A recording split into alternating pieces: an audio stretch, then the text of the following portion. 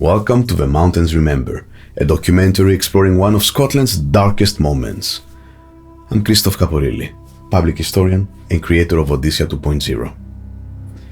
In this first part, we will travel back to the winter of 1691, when Scotland was caught in the crosswinds of European power.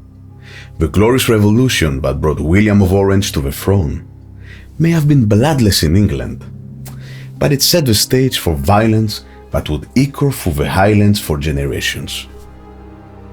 As we explore the political landscape that made the Massacre of Glencoe possible, we will see how clan loyalties collided with the cold machinery of the emerging British state. This isn't just a Scottish story, but a human one about power, loyalty, and what happens when ancient codes meet modern politics. Join me as we journey into these misty valleys where this story began.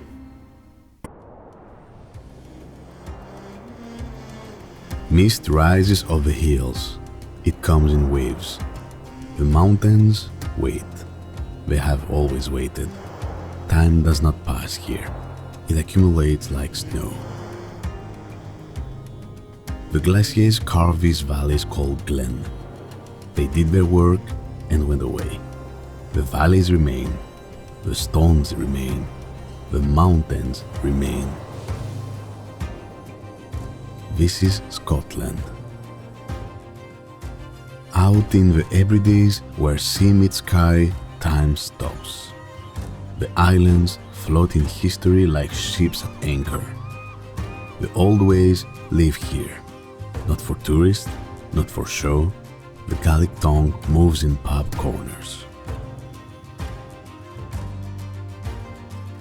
On Skye, black cliffs drop to green sea.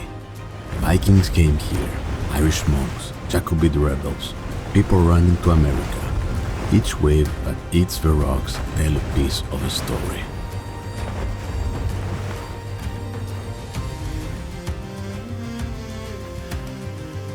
Edinburgh stands grey against grey sky.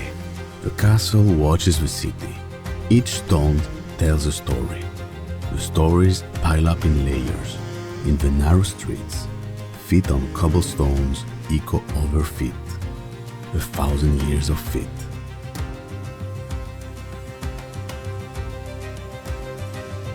The mist parts like a theater curtain, revealing mountains that rise like ancient gods from the earth. The Romans came once. Their legions were iron and leather and discipline. The mountains saw them come, the mountains saw them go. The clans came after. They stayed longer, they built walls, they kept castles, they died. The mountains remained.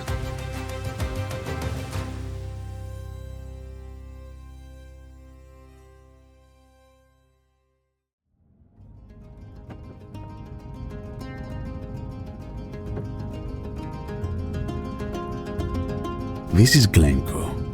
I'm driving through it on an early winter morning in 2023, my camera equipment rattling in the back seat. I didn't plan to stop here.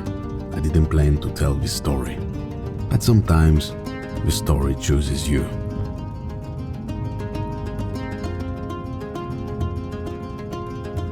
History finds you when you least expect it. I came to Scotland following the ancient path of storytellers, those wandering bards who carried tales from glen to glen. What I found was a story written in stone and snow, a tale that speaks across centuries about power, betrayal, and the price of trust.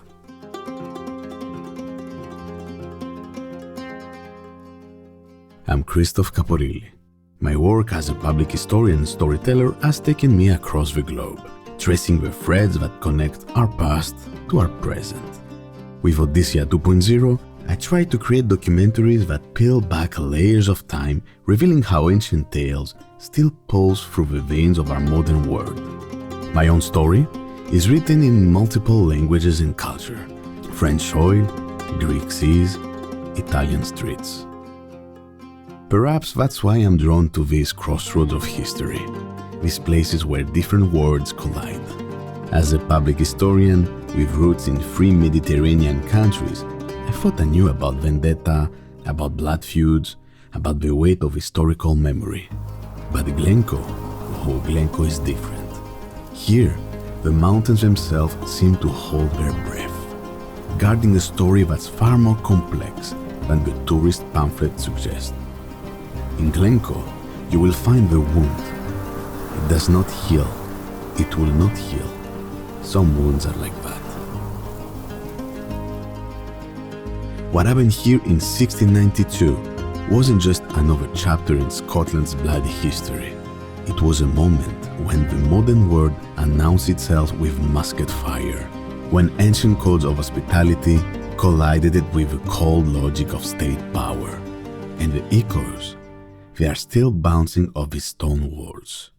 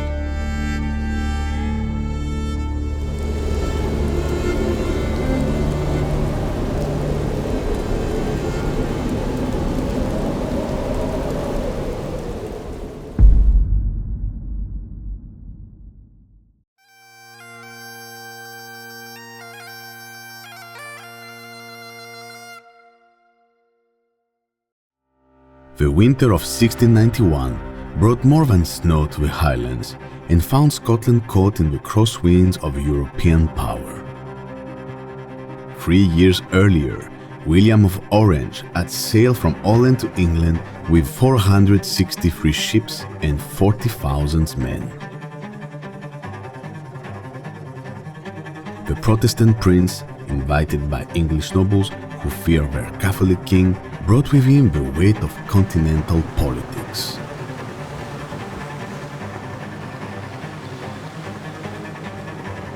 What they call the Glorious Revolution, bloodless in England, would tear Scotland and Ireland apart for generations. The deposed king, James VII of Scotland, or James II of England, fled to France, where his cousin Louis XIV saw an opportunity. The Sun King offered James a palace, an army, and a dream of restoration. Suddenly, the Scottish Highlands became a chess piece in a European game. French gold and French agents moved through the glens, whispering promises to chiefs who remember their ancient loyalty to the House of Stuart and the King James. In Ireland, the war had already exploded. King James landed there in March 1689, turning the island into a bloody battleground between Williamite and Jacobite forces.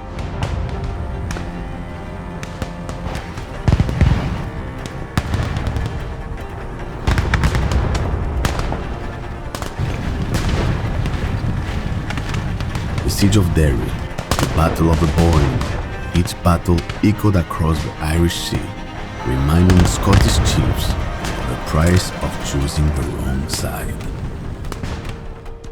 Louis XIV's friends observed the situation with a growing appetite. The most powerful nation in Europe, France, could tip the balance by supporting James' restoration.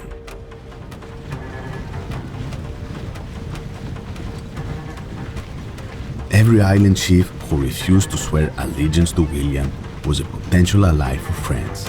Every glen a possible landing site for French troops.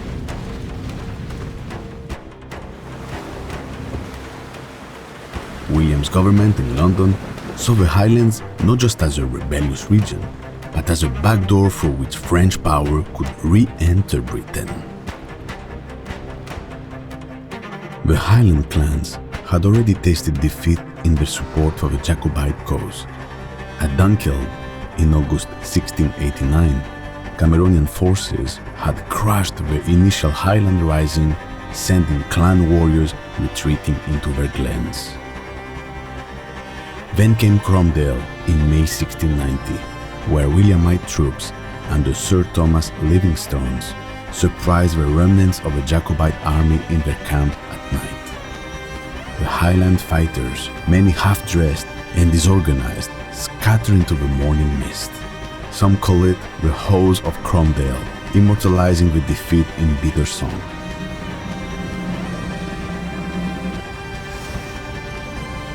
These battles had demonstrated the growing military gap between Highland tactics and modern warfare, between ancestral courage and disciplined musketry. Each defeat pushed clan chief towards a terrible calculation: continue a fight that seemed increasingly hopeless, or submit to the new order and preserve their people. As winter settled over the Highlands in 1691, this memory of blood on the heather made William's future ultimatum all the more potent.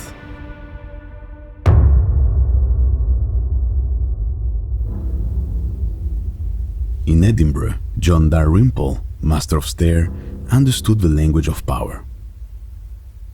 He advised the new king, the Highland chiefs must submit, or they must learn submission through blood. The politics were complex, but the weapons were simple. English musket had killed French infantry during the war against Louis XIV. They would kill Highlanders just as well. The soldiers knew well their bloodcraft. They had learned it in Flanders, where war had become a science. Drill masters had taught them to load in 12 movements, to fire in controlled volleys, to advance in measured steps. Ancient ways of clan loyalty collided with the new machinery of state power. The Highland chiefs faced an ultimatum from the recently installed King William: swear allegiance by January 1st, 1692, or face the consequences. Each chief understood the delicate balance: their people's survival against centuries of tradition. In the valley of Glencoe, where the Three Sisters Mountains stand eternal guard, the MacDonalds live as their ancestors had for generations. Their black houses, built with the wisdom of centuries, merge seamlessly with the landscape. Double stone walls, filled with earth and rubble, rose from the ground like natural formations. The roofs, thatched with heather and bracken, shed water with the efficiency of seal fur. Inside, the central hearths burned peat cut from the same bogs that had warmed their grandfathers' grandfathers. Each Highland chief faced an impossible choice: break their sworn word to James, or risk everything for a king now living in the French exile. Some, like the powerful MacDonalds of Glengarry, had castle walls behind which to contemplate their options. For the MacDonalds of Glencoe, also called Macian, living in scattered black houses across their valley, were more vulnerable, perfect for making an example.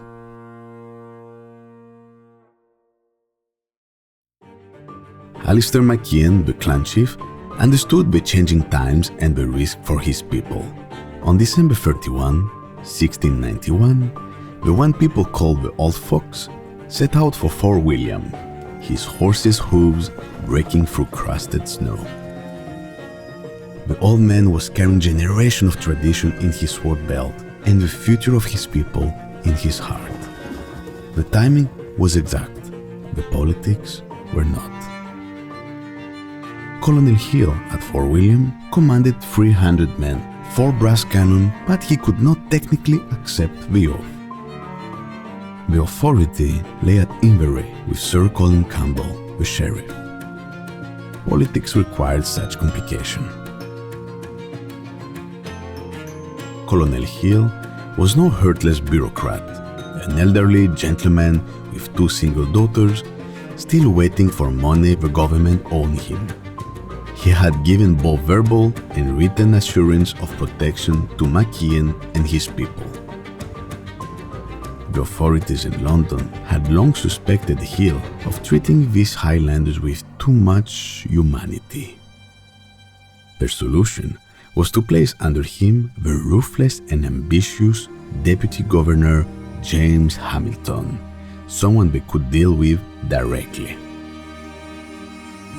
Power knows how to root around conscience. The colonel's face showed the strain of a man caught between duty and conscience, as he directed MacIan to Inverary to swear his oath. The Highland winter showed no mercy to old men on urgent missions. MacIan fought through storms that could freeze a man's breath in his beard. The path to Inverary became a gauntlet of deliberate obstacles for MacIan. As the elderly chief journeyed to pledge his loyalty, Captain Thomas Drummond, not a Campbell but a professional soldier from Perthshire, intercepted him with calculated precision. Despite carrying Colonel Hill's letter explaining his mission, MacIan found himself detained just long enough to ensure his failure.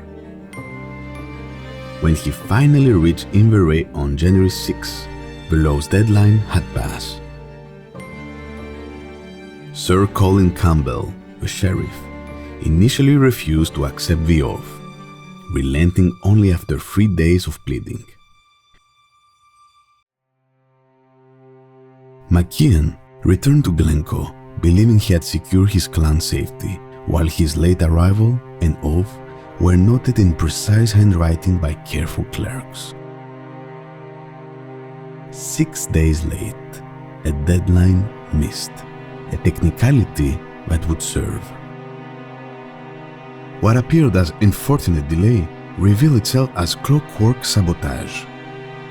Every checkpoint, every questioning, every administrative necessity functioned as perfectly calibrated cogs in a machine designed for a single purpose: to ensure MacIan arrived too late to save his people.